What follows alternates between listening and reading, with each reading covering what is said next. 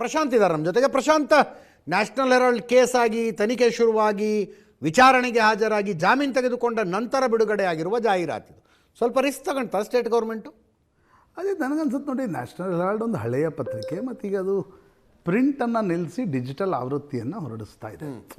ಎಲ್ಲಕ್ಕಿಂತ ಮುಖ್ಯವಾಗಿ ನೋಡಬೇಕಾಗಿರ್ತಕ್ಕಂಥದ್ದು ಸ್ವಲ್ಪ ಪೊಲಿಟಿಕಲಿ ಕೂಡ ನೋಡಬೇಕಾಗತ್ತೆ. ಓಕೆ, ನ್ಯಾಷನಲ್ ಹೆರಾಲ್ಡ್ ಕಾಂಗ್ರೆಸ್ನ ಒಂದು ಮುಖವಾಣಿ ಇದ್ದಂಗೆ.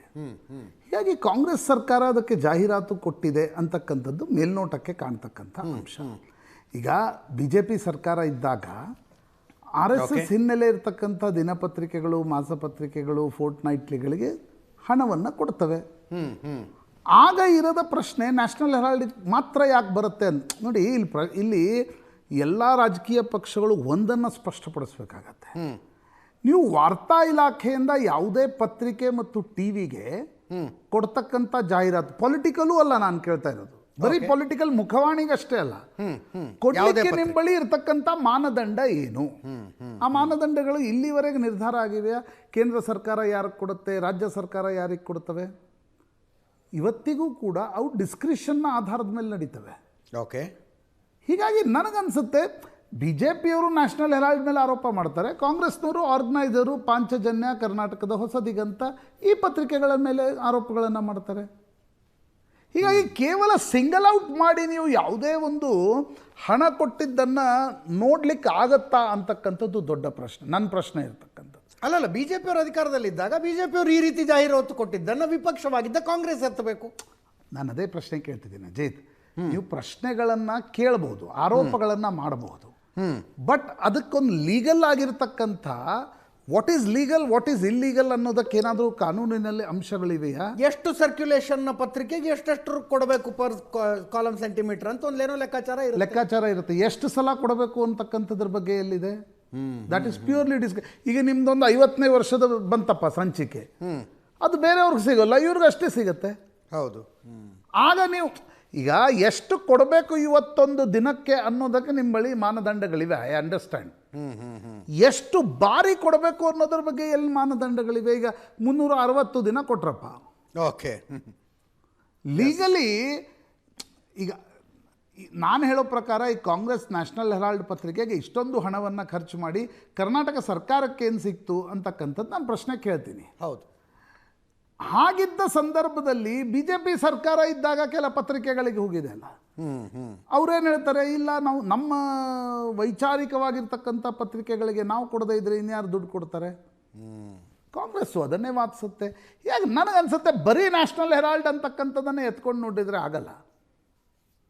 ಈಗ ಅನೇಕ ಪತ್ರಿಕೆಗಳಿವೆ, ನಾನು ಅಂದರೆ ಸಣ್ಣ ಪತ್ರಿಕೆಗಳಿವೆ ಕೆಲವು. ಈಗ ನೀವು ಅದನ್ನು ವಾದ ಹೇಗೆ ಮಾಡ್ಬೋದು? ಇಲ್ಲ, ಆ ಪತ್ರಿಕೆಗಳು ಬದುಕಬೇಕು ಅನ್ನುವ ಕಾರಣಕ್ಕೋಸ್ಕರ ಜಾಹೀರಾತು, ಅಥವಾ ಆ ಪತ್ರಿಕೆಗಳನ್ನು ಬದುಕಿಸ್ಲಿಕ್ಕೆ ಜಾಹೀರಾತು ಕೊಡಬೇಕಾಗಿರ್ತಕ್ಕಂಥ ಅನಿವಾರ್ಯತೆ. ನೀವು ಎರಡೂ ರೀತಿಯಿಂದ ಎಲ್ಲವನ್ನ ನೋಡ್ಬೋದು. ಎಸ್, ಸರ್ಕ್ಯುಲೇಷನ್ ಇಲ್ಲದೆ ಇರತಕ್ಕಂಥ ಕೆಲವರಿಗೂ ಕೂಡ ಜಾಹೀರಾತು ಕೊಡ್ತಾರೆ. ಹಾಗಾಗಿ ನನಗನ್ಸುತ್ತೆ ಅಜಿತ್, ಇದನ್ನು ಸಿಂಗಲ್ ಔಟ್ ಮಾಡಿ ನೋಡೋಕ್ಕಾಗಲ್ಲ. ಬರೀ ನ್ಯಾಷನಲ್ ಹೆರಾಲ್ಡ್ ಪತ್ರಿಕೆಗೆ ಕೊಟ್ಟರು ತಪ್ಪು.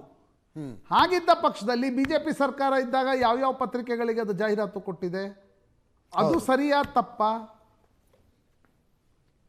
ದಟ್ ಈಸ್ ಅದು ನನಗನ್ಸುತ್ತೆ ಹೋಲಿಸ್ಟಿಕ್ ಆಗಿರ್ತಕ್ಕಂಥ ವ್ಯೂ ಪಾಯಿಂಟನ್ನು ಕೊಡುತ್ತೆ. ಲೀಗಲ್ ಇಲ್ಲೀಗಲನ್ನು ಡಿಸೈಡ್ ಮಾಡಲಿಕ್ಕೆ ಮಾನದಂಡಗಳೇನು ಅಂತಕ್ಕಂಥದ್ದು ಬಹಳ ಮುಖ್ಯ. ಈಗ ನಾನು ಮಂತ್ರಿಯಾಗಿ, ಈಗ ನಾನು ಹೇಳ್ತೇನೆ ಕೇಳಿ, ಕೇಂದ್ರದಲ್ಲಿ ಒಬ್ಬರು ಮಂತ್ರಿ ಇದ್ದರು, ನಾನು ಹೆಸರು ಹೇಳಕ್ಕೆ ಹೋಗಲ್ಲ. ಅವ್ರದ್ದು ಯಾರ್ದೋ ಮನೆಯವ್ರದ್ದು ಒಂದು ಅಡ್ವರ್ಟೈಸಿಂಗ್ ಏಜೆನ್ಸಿ ಇತ್ತು. ಅದರ ಮೂಲಕವೇ ಎಲ್ಲವೂ ರಿಲೀಸ್ ಆಗಬೇಕು ಅಂತ ಅವ್ರು ಯಾವುದೋ ಕೆಲವು ಇಲಾಖೆಗಳಿಗೆ ನಿರ್ದೇಶನ ಕೊಟ್ಟಿದ್ರು. ಓಕೆ, ಪ್ರಧಾನಮಂತ್ರಿಗಳಿಗೆ ಗೊತ್ತಾಯಿತು, ಆ ಮಂತ್ರಿಗಳ ಪದವನ್ನೇ ಕಿತ್ತಾಕಿದ್ರು. ಅವರು ಮಂತ್ರಿ ಸ್ಥಾನ ಕಳ್ಕೊಂಡ್ರು. ಇನ್ನೂವರೆಗೂ ಅವರು ಮಂತ್ರಿ ಆಗಿಲ್ಲ. ಇದು ಒಂದು ಕಡೆ ಇದೆ. ಜೊತೆಗೆ ಇಲ್ಲ, ನಮ್ಮ ವೈಚಾರಿಕ ಪತ್ರಿಕೆಗಳನ್ನು ನಾವು ಬೆಳೆಸಬೇಕು, ಉಳಿಸ್ಬೇಕು. ಈಗ ಸಮಾಜವಾದಿ ಸರ್ಕಾರ ಇತ್ತಪ್ಪ ಉತ್ತರ ಪ್ರದೇಶದಲ್ಲಿ, ಅವ್ರಿಗೆ ಬೇಕಾಗಿರ್ತಕ್ಕಂಥ ಪತ್ರಿಕೆಗಳನ್ನು ಉಳಿಸ್ಕೊಳ್ತಕ್ಕಂಥ ಪ್ರಯತ್ನವನ್ನು ಮಾಡ್ತಾರೆ. ಹಾಗೆ ನನಗನ್ಸುತ್ತೆ ಅಜಿತ್, ಹೋಲಿಸ್ಟಿಕಲಿ ಇದನ್ನು ನೋಡಿ ಒಂದು ಮಾನದಂಡವನ್ನು ತರಬೇಕಾಗತ್ತೆ ಹೊರತು ಕಾಂಗ್ರೆಸ್ ಸರ್ಕಾರ ನ್ಯಾಷನಲ್ ಹೆರಾಲ್ಡ್ಗೆ ಯಾಕೆ ಕೊಡ್ತು, ಬಿ ಜೆ ಪಿ ಸರ್ಕಾರ ಇದ್ದಾಗ ಪಾಂಚಜನ್ಯಕ್ಕೆ ಯಾಕೆ ಕೊಡ್ತು, ಈ ಪ್ರಶ್ನೆಗಳು ಆರೋಪಗಳನ್ನು ಕೇಳ್ತಾ ಇರ್ಬೋದು, ಒಂದು ಸೆನ್ಸೇಷನಲ್ ಆಗ್ತಾ ಇರ್ಬೋದು ಅಷ್ಟೇ. But it will not solve the problem ಅಂತ. ಕರೆಕ್ಟ್.